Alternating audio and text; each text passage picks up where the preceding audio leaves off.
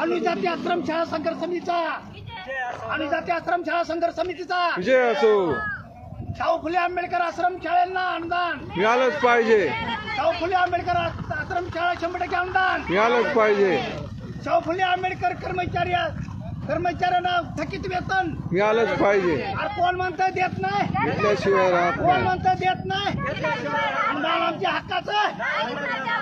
कर्मचारी आमचा आत्मग्रस्त यांना त्यांच्या कुटुंबाला 50 लाखाची मदत मिळालीच पाहिजे। कोण म्हणतं देत नाही, कोण म्हणतं देत नाही। आदरणीय अनुजाती आश्रमशाळा संघर्ष समिती या ठिकाणी आज आमचे जे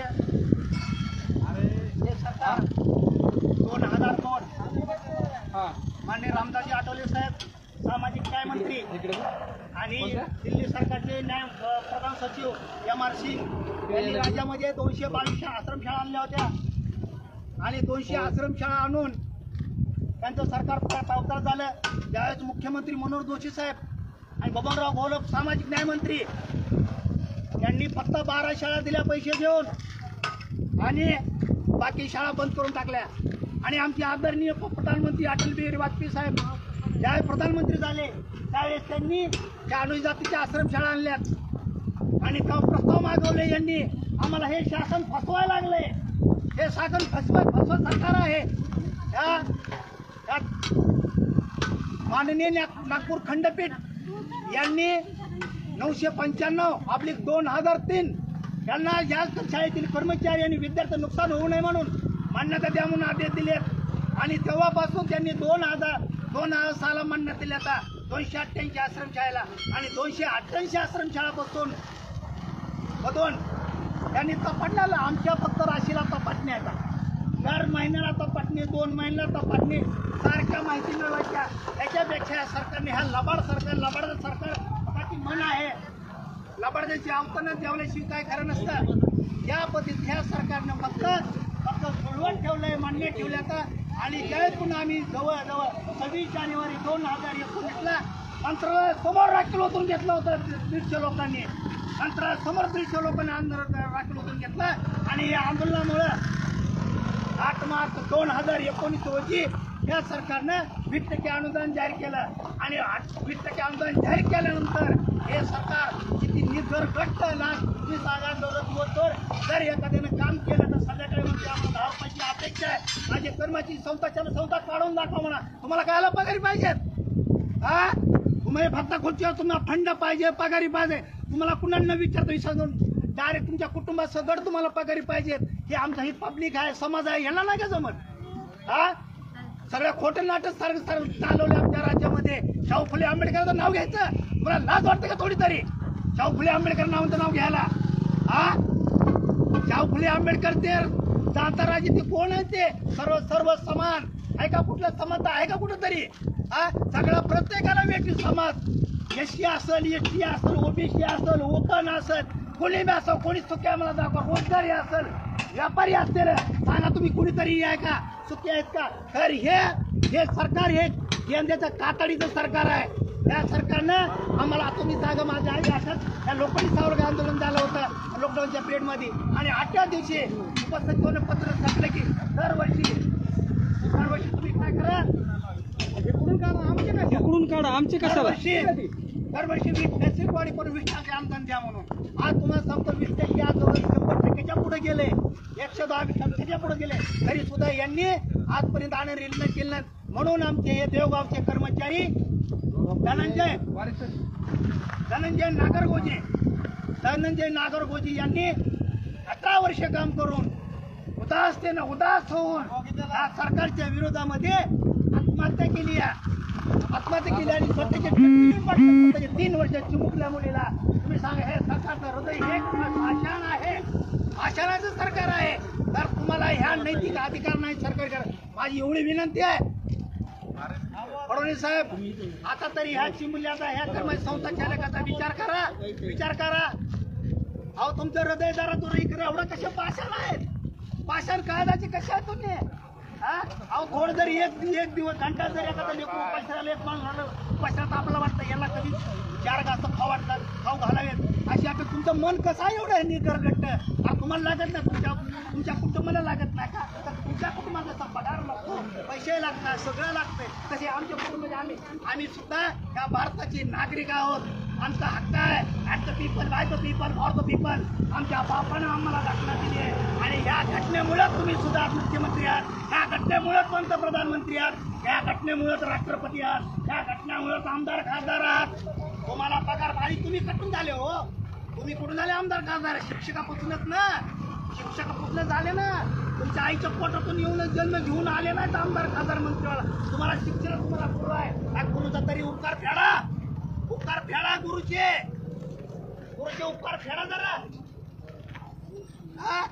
तुम्हाला एवढं कसे निघणं तुम्हाला कसं बैमान कुत्र्यासारखे टांगणी मारणी करणारे अवलाद आहे तुमच्या तुम्ही जागेवर या डोक्यावर घ्या आणि आता तरी तुम्ही काय करा आता तरी तुम्ही हे गट्ट होण्यापेक्षा जरा प्रेम दाखवा आणि हे जिव्हाळा दाखवा माझ्या जनतेवर या माझ्या कर्मचारी संस्थाचालक शिक्षक कर्मचारी हे माझा बहुजन वर्ग आहे अहो तुम्ही सांगा आपले पोलीस खाते आहे तुम्हाला सांगतो अहो ते सुद्धा विचार राहतो किंवा डोळ्यामध्ये तेल घालतात आणि सगळ्या प्रत्येकाला न्याय द्यायचं काम करतात आणि त्यांची सुद्धा काय अवस्था आम्ही स्वतः डोळ्यानं बघतो आम्हाला सगळं माहिती आहे आम्हाला फक्त काय आम्हाला बोलण्यातही नाही आता ही पत्रकार बांधव आहे समजा या पत्रकार बांधवांना काय खायचं तुम्ही सांगा फक्त आपल्या नितोष शिववर हायवेलाच जगायचं का आम्हाला देतीलच करतील आम्ही करतील हे सगळ्यावर तुम्ही अन्याय करत आहात अन्याय करा या अन्यायाचा निषेध असो धिक्कार असो त्या कर्मचारीने आत्महत्या केली आजपर्यंत आणून दिलं नाही हे तुमचा निषेध आहे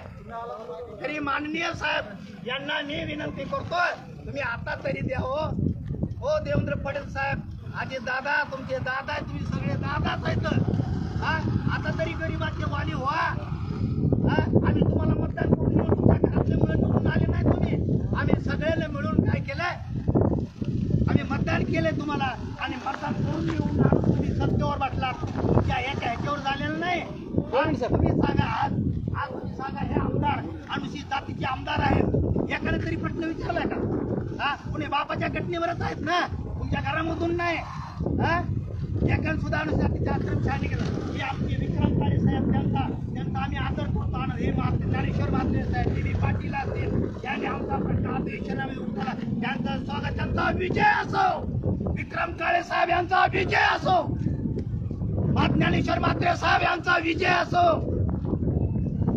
आणि जे आज बघा हे मुंदडा घराणा आमदार आहेत मंत्री आहेत आमदार आहेत एक सुद्धा प्रश्न विचारला नाही हो आमच्या अनुसूचित जातीसाठी अनुसूचित जातीवर निवडून आले लाज वाटत नाही त्यावेळेस अनुसूचित जातीचा फॉर्म कसा भरायचा आपल्या घरामध्ये दुसरा विकत आणून तिथं हे करून त्यांचं हे करा ते नाही ते जमते आणि आमच्या अनुसूचित आश्रमशाळेचं या राखीव मतदारसंघातला प्रश्न उचलायचा नाही हे राखीव प्रश्न ह्यांना काय करायचे राखीवचे प्रश्न राखीवच ठेवायचे त्यांना काय नाही असं ते ठेवतो माणूस त्या ठिकाणी ठेवायचा आहे अशा पद्धतीचं हे सरकार लबाडाचं सरकार आहे याचा धिक्कार असो अहो किती कर्मचारी मी जनशाळेचे कर्मचारी बघा 150 लोकांना आत्महत्या केल्या 150 लोकांना आत्महत्या केले त्याला 20% अनुदान दिले 20% मध्ये 40 25 फक्त पण ते नाही चुकीचं आहे तुम्ही सांगा आज जवळजवळ 20% अनुदान आम्हाला शाहू फुले आंबेडकर आश्रमशाळा आम्ही तर खोटा केला बघा फायली साहेब बघा ही फायली बघा या अनुदानाच्या आणि पुन्हा म्हणजे आमच्या टिंगर सेवा करतात याचं काय खरं यांना पगारी नाही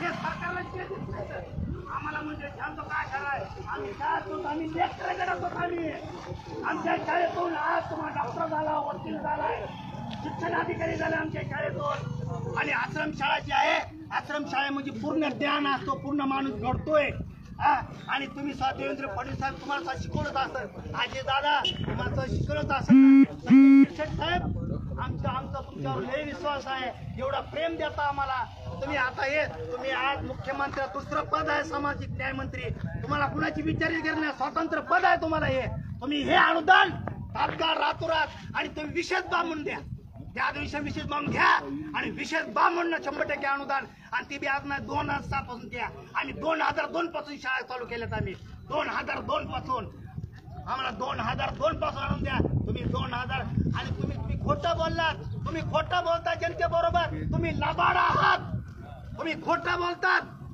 आणि आमच्यासारख्या गरीब माणसाला कष्टकरी माणसाला तुम्ही वेठी धरता आणि आमच्या हाताने आम्हाला संपायचं लावता।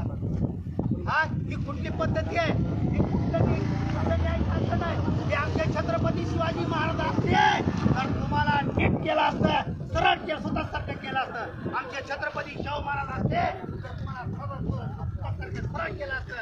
आमचं अहो तुम्ही सांगा छत्रपती शिवाजी तुम्हाला माहिती, तुम्ही सांगा मला फक्त लोकशाहीची व्याख्या काय? तुम्हाला लोकशाहीची व्याख्या नाही, तुम्ही मुख्यमंत्री काय झाला?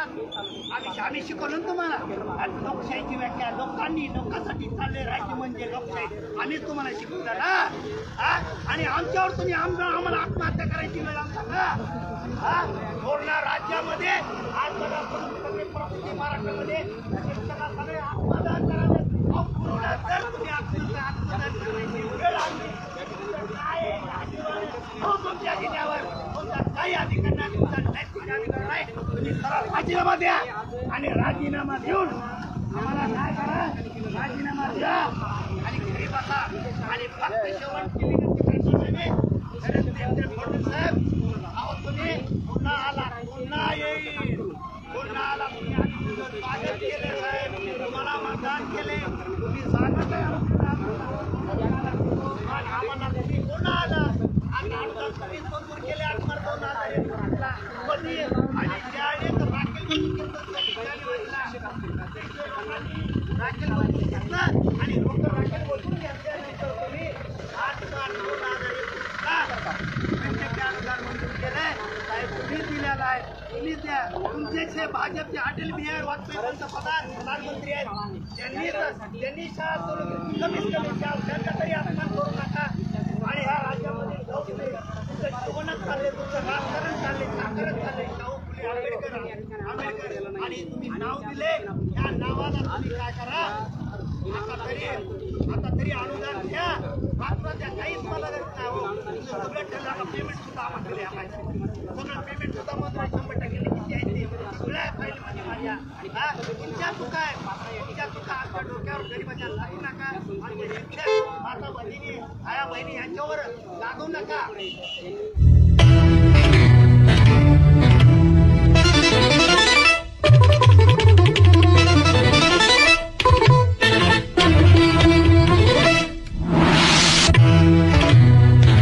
न्यूज 1 महाराष्ट्र।